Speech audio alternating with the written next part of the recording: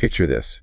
It is Friday afternoon, and you are a solo massage therapist, or maybe a hairstylist, or a nail artist. Right. The salon is finally quiet. Exactly. Your last client of the week just walked out the door looking fabulous. They tapped their card. The service is completely finished. The receipt exists. Yeah, and you can actually visually see the money sitting right there inside your booking platform. You are ready to lock the door, head home, and actually enjoy your weekend. But then you look at your screen and the payout pauses. Which is just a uniquely stomach-dropping feeling for a solo wellness practitioner. I mean, you did the physical work, right? Yeah, the client is completely happy. Exactly, but the compensation for your labor is suddenly just like floating in some digital limbo. And that feeling of total operational paralysis is what we were focusing on in today's deep dive. We were looking really closely at what happens when the money just stops moving. Yeah, it's a huge issue. It really is. And I want to give away the core conclusion of our entire analysis right now, literally in our first minute together. A payout review should always be visible and bounded. Meaning, as an owner, you should see the exact reason, the specific amount, and the immediate next step. Right alongside the release conditions. One single money problem should never, under any circumstances, quietly shut down your whole practice. Because that visibility is the entire ballgame when we talk about integrated systems. Today, we rely on software where, your calendar, your confidential client notes, and your bank deposits all live in one consolidated place. Which is super convenient. Oh, the convenience is unmatched, but the risk of a single point of failure is incredibly high. Which brings us to the central question we're going to use to guide this entire conversation. Keep this specific criteria in your mind as we go through the sources today. If a payout pauses, can I see why? What resolves it, and what still works? Before we analyze how different platforms actually handle that exact question, we need to establish a very important calming baseline for everyone listening. Yes, let's set the stage. Payment holds, things like identity checks, reserves, risk reviews, and client disputes are real, legitimate payment controls.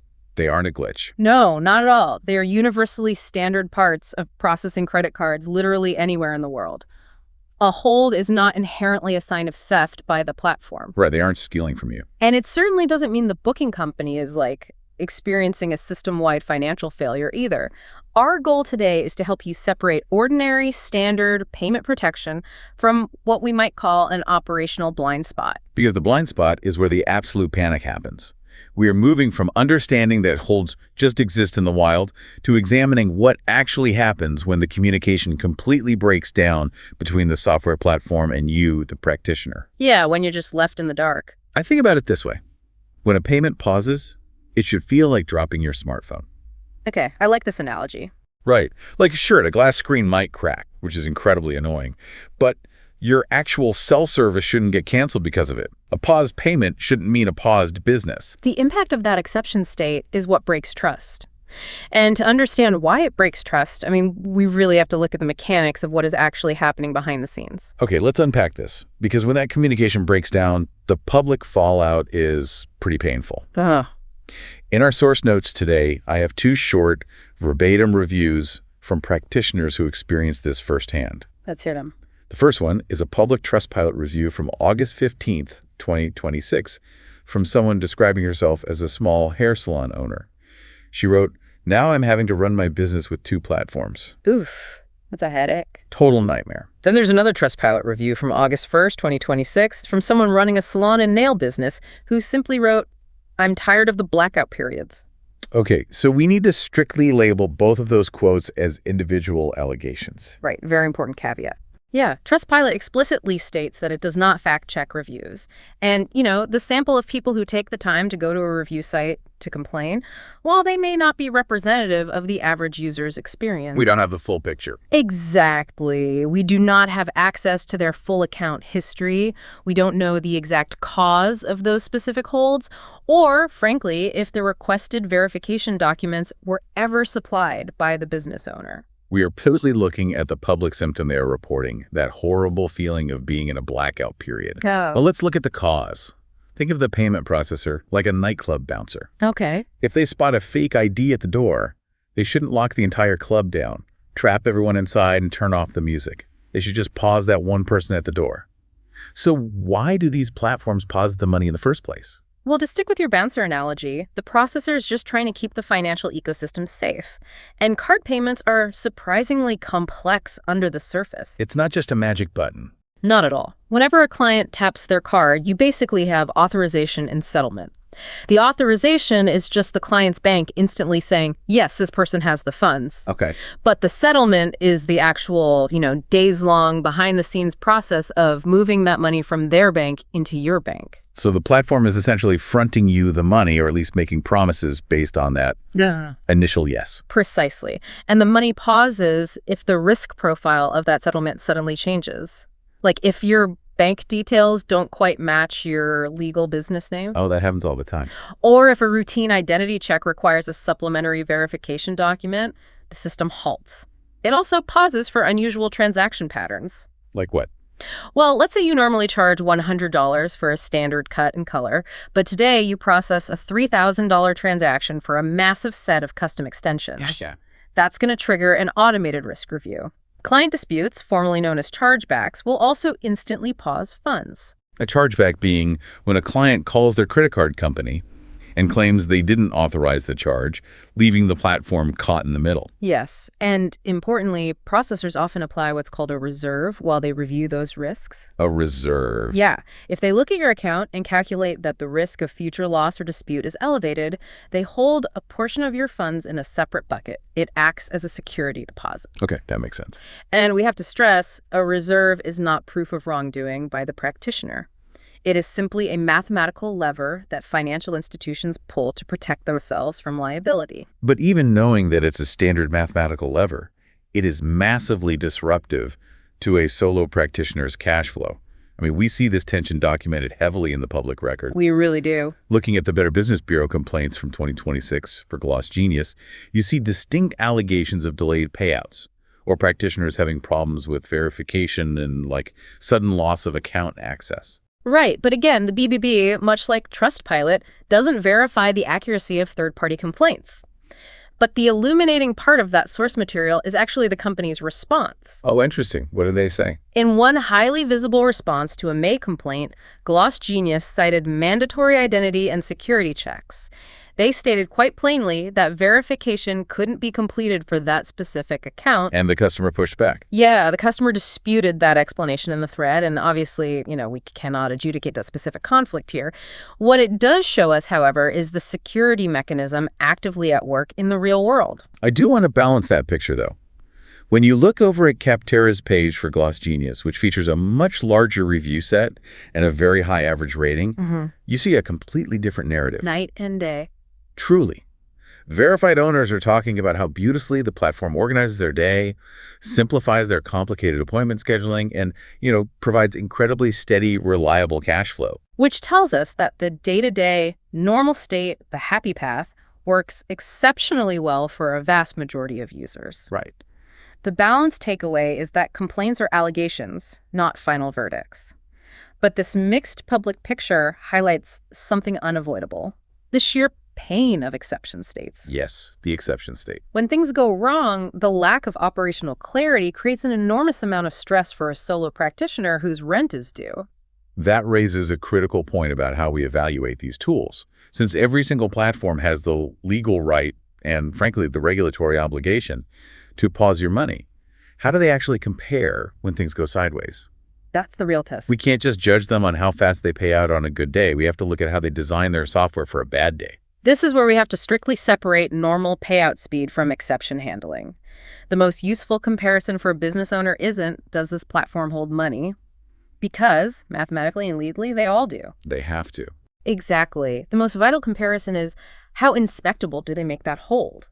Let's look closely at the documented visibility across a few major platforms in your source stack. I noticed in the research that the platforms really diverge on how they visualize these holds. Let's look at the terms and promises first, starting with Gloss Genius. So Gloss Genius offers a very strong normal state proposition. They offer free same business day transfer initiation, which typically lands in your bank the next business day. Okay, great. For immediate needs, they have an instant payout option for a 1.8% fee. They also uniquely document chargeback protection for their gold and platinum subscription plans on eligible tap-to-pay and card reader transactions. That covers the normal day. Yeah. What happens when the processor decides you need that security deposit we talked about, a reserve? Well, their terms state that if they need to establish a reserve due to elevated risk, they will provide notice. The documentation outlines that this notice will describe the specific amount of the reserve, the timing, and the exact conditions required for release. So their structural approach is basically a promise in the terms of service that the exception will be communicated. Exactly. Let's contrast that promise with Square's approach. Square is massive in this space, and instead of just a notice, they actually built out a dedicated visual interface. Yeah. Square is uniquely open about documenting what they call rolling reserves, noting it as a common industry practice. The rolling reserve. To explain that briefly, a rolling reserve is when a processor holds a percentage of your daily sales, say 10%, for a set window, like 90 days. On day 91, the funds from day one are released to you. Okay, so it creates a continuous rolling buffer against chargebacks. Exactly. What stands out in Square's documentation is their reserve dashboard. It's a specific, dedicated interface that visually displays current, future, and past reserve terms, plus the exact upcoming release dates. Wow. And they also state they notify accounts before a reserve actually takes effect. I find the concept of a reserve dashboard incredibly calming. You aren't hunting through your email for a vague notice, and you aren't guessing. You can log in, look at the screen, and see the math of your business. That's all right there. Legibility like that doesn't make the financial squeeze of a reserve painless, but it makes it predictable. Predictability is exactly what business owners need to run payroll. And for standard processing, Square's normal transfer is the next business day, and their instant or same-day transfer currently comes in at a 1.95% fee. I want to look at Fresha next, because looking through our notes, they take a totally different visual approach.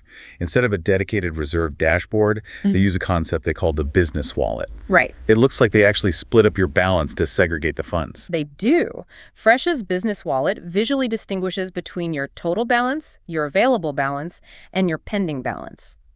And here is a deeply critical detail about Fresha's exception handling. What is it? Their documentation notes that identity verification for their payments add-on usually takes up to 2 business days. But they explicitly state that a business can begin accepting payments while those details are still being verified in the background. Wait, really? That is huge. So the money might be sitting in the pending column of the wallet, but you are not blocked from swiping cards and doing business in the meantime. Exactly. The bouncer is checking the ID, but the club is still open. Which makes having that clear, segregated wallet absolutely essential. You know exactly what is withdrawable versus what is locked. And what if someone does a chargeback? On the dispute side, their guide says if a chargeback hits, the business is notified, given 5 days to submit evidence, and the disputed amount might be deducted from that Fresha wallet if the dispute is ultimately lost. Now let's look at Vagaro and Booksy.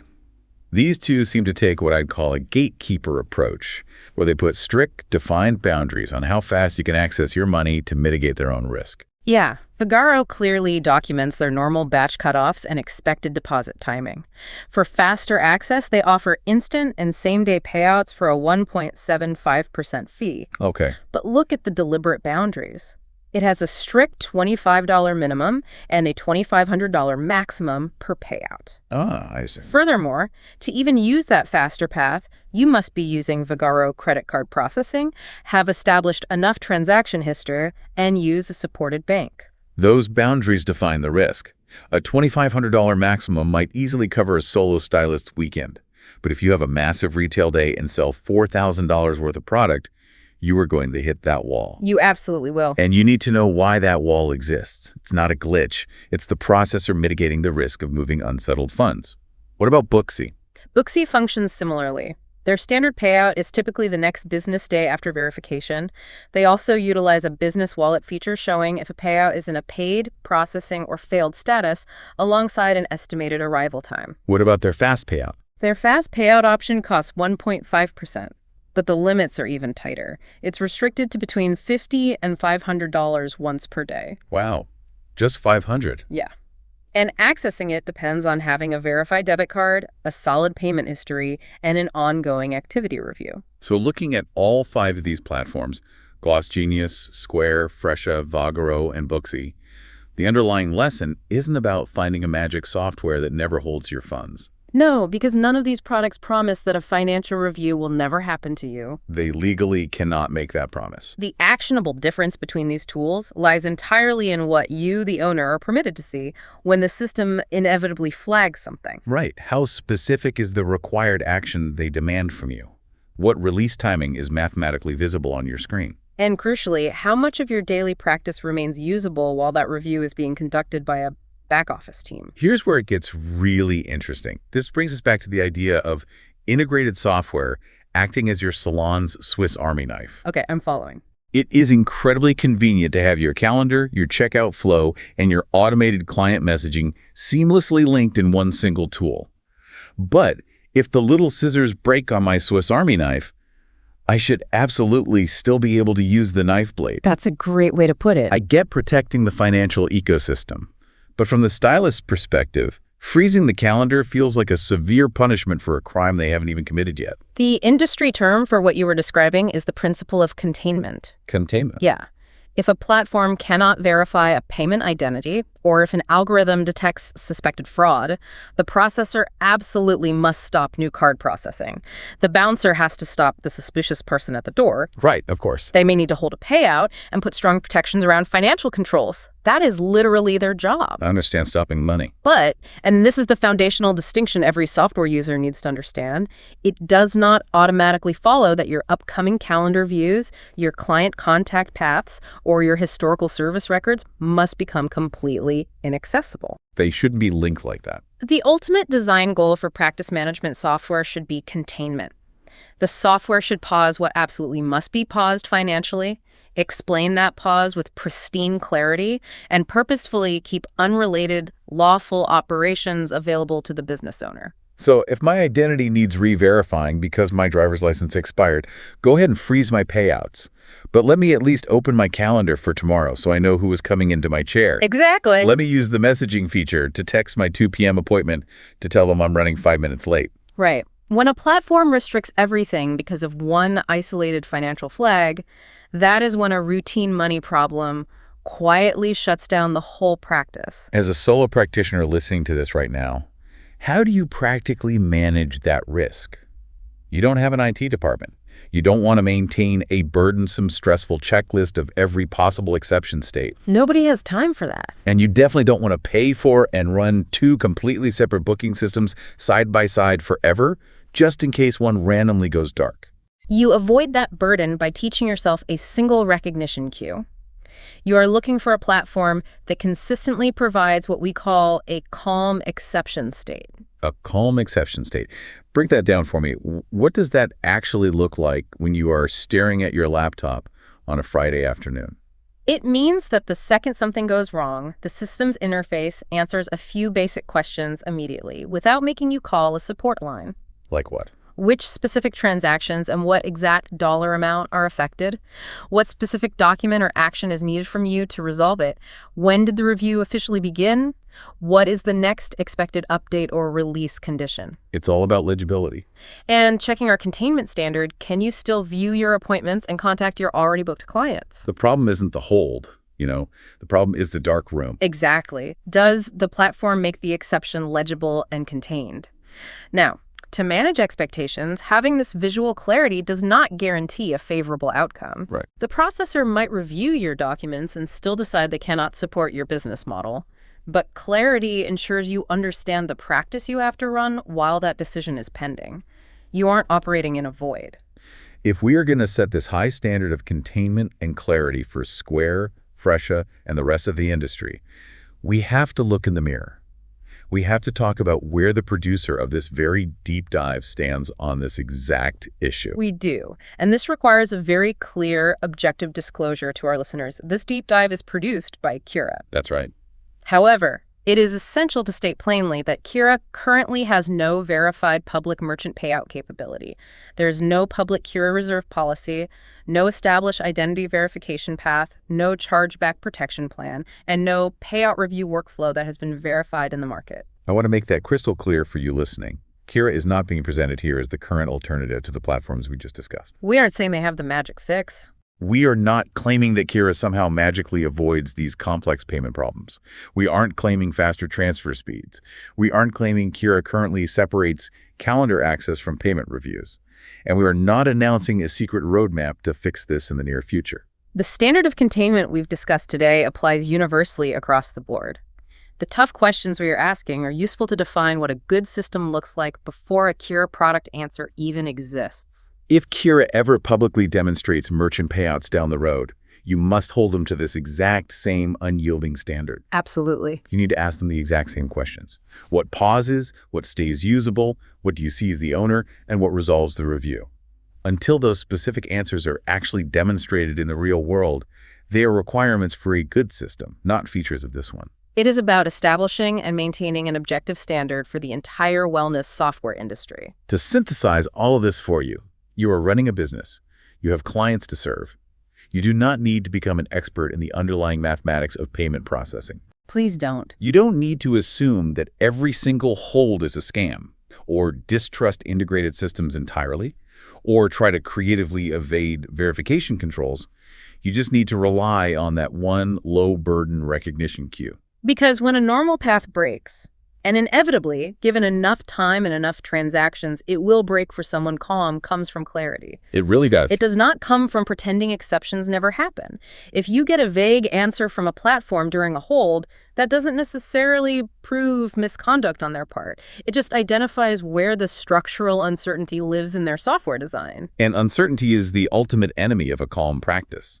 It makes you wonder, though, as these platforms get smarter and more integrated, will we eventually see a future where your booking software actually warns you about a high-risk transaction before the client even sits in your chair? Oh, that would be incredible. We might eventually get there, but until then, we are brought right back to the very beginning, to that Friday afternoon. You're looking at your screen and the money isn't moving. We leave you with this exact question to ask of your software. If a payout pauses, can I see why, what resolves it, and what still works? A hold needs an answer.